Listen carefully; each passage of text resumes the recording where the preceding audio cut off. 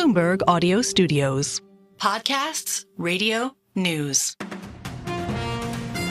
This is the Bloomberg Daybreak Europe podcast, available every morning on Apple, Spotify or wherever you listen. It's Wednesday, the 4th of December in London. I'm Stephen Carroll. And I'm Caroline Hepker. Coming up today, French President Emmanuel Macron asks lawmakers to reject a no-confidence motion that would topple the government. South Korea's leader ignites a political crisis after declaring and then lifting martial law in the space of 6 hours. Plus, another blow for the city. London's stock market shrinks at the fastest pace in over a decade as Revolut CEO says he'd rather list in the US. Let's start with a roundup of our top stories. France's President Emmanuel Macron is urging lawmakers not to support a no-confidence motion that could topple the government.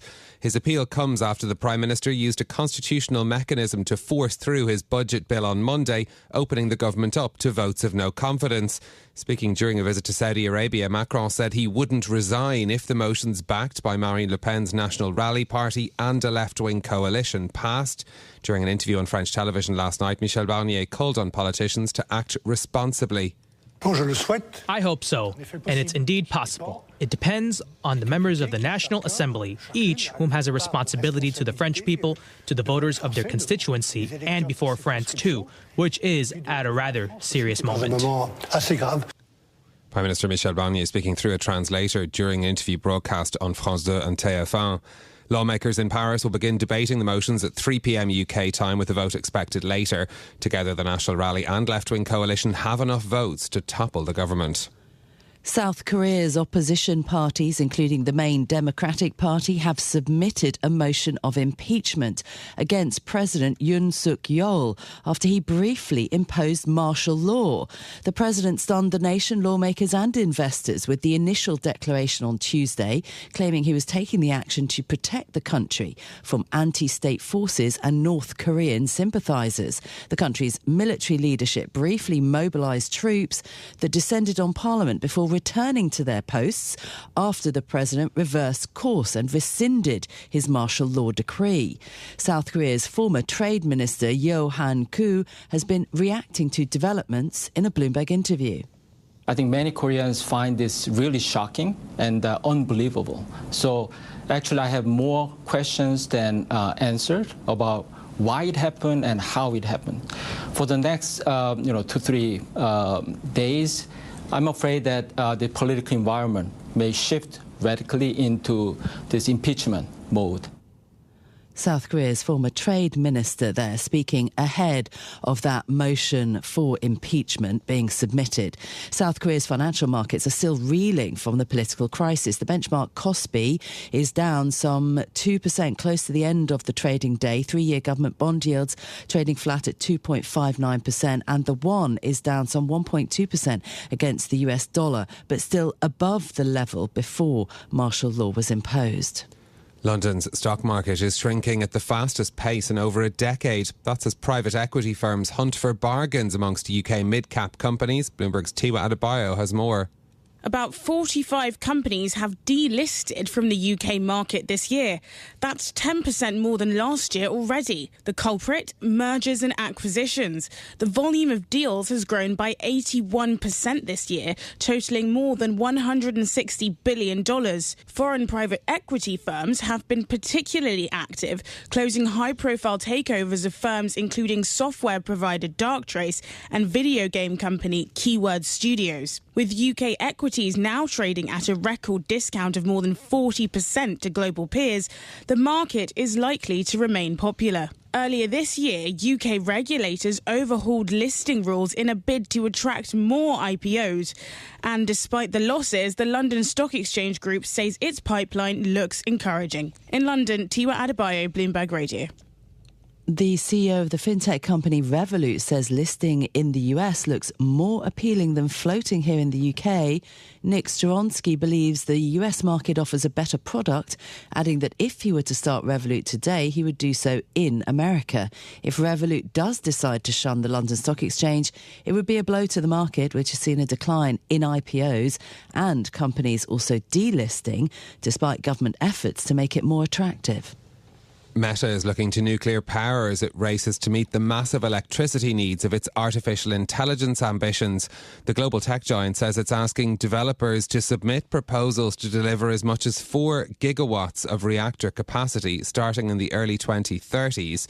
The decision is the latest sign of surging interest in nuclear plants that can provide carbon-free power to meet around-the-clock AI needs. The news follows recent announcements from Alphabet and Amazon to invest in companies developing advanced reactor technologies. Those are our top stories for you this morning. Let's get to the markets now, where the Kospi in South Korea is down by 1.4% after South Korea's political turmoil caught investors off guard. The broader MSCI Asia Pacific Index also down 0.2%. Stock futures for the US are in the green. The euro this morning, given the French turmoil and the oncoming confidence vote, is slightly higher against the US dollar, 1.05. Well, in a moment we'll bring you more on that confidence vote due in France. Also, the details and the fallout from South Korea's President Yoon briefly declaring martial law for the first time in more than 40 years. But another story that caught our eye this morning to do with the London nightlife scene, which I admit I don't see much of, but perhaps that's not surprising considering the time we get up in the morning. But it has been something. We know this. It's a story from around post-COVID around the world, is that nightclubs didn't reopen and that essentially your options of places to go late at night are changing. And now it's restaurants that are stepping in and they're providing DJs in their dining room, something our colleague Ed Stapley's been writing about. Yeah, I love this story. Look, it's always been quite popular to sort of mix dining and nightlife when it comes to the private members clubs. It's never been done really in restaurants. Says Caroline, the voice of experience. Never been to a private members club, Caroline, I have no idea. Yes, perhaps that is... once upon a time, yes. Yeah, exactly. But now, yes, this is being done by, the likes of...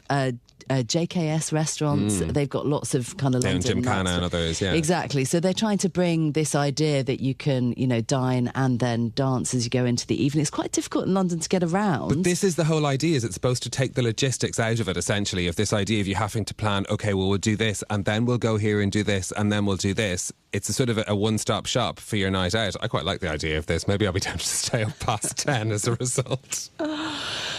Right, let's think about, firstly, then what's happening in France. We've got two major political stories, but let's go to the French government first, which now faces a no-confidence vote today. The far-right leader, Marine Le Pen, is expected to join a left-wing coalition to support the motion and topple the government of Michel Barnier.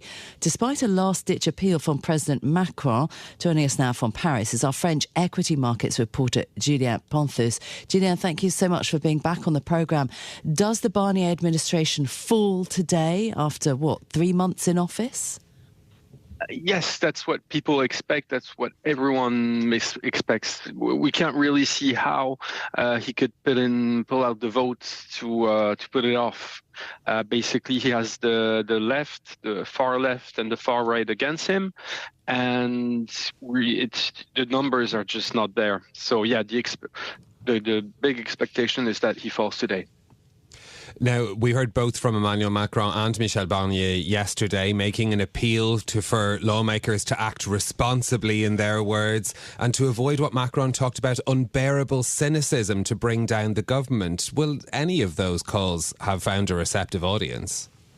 Well, I think the cynicism Macron is talking about, must make a lot of lawmakers smile, in the sense that when Macron dissolved the parliament, there was no obvious reason for that. So, you're in a political Game of Thrones here, and it seems like Macron is losing that particular battle, and that his Prime Minister Barnier is going to fall on this one. It's really hard to see how they could put it off.